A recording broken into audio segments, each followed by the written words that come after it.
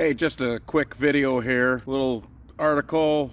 Why are tardigrades so tough? These little cute little baby animals, why are they so tough? And it's their amazing radiation resistance. How can it possibly be? Well, this is my continuing little hobby horse that I like to ride. Man, the media just sucks at math, at numeracy. They're illiterate in science, they're illnumerate with numbers, and we're paying a huge price for that.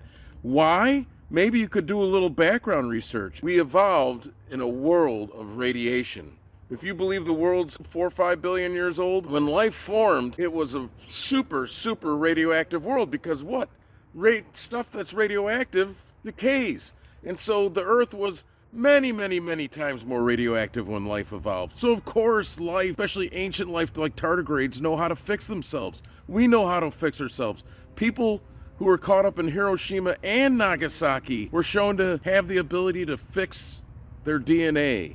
Our DNA gets hurt millions of times a day and our bodies repair it. We are radiation resistant, and these guys will never tell you that because it's a mystery.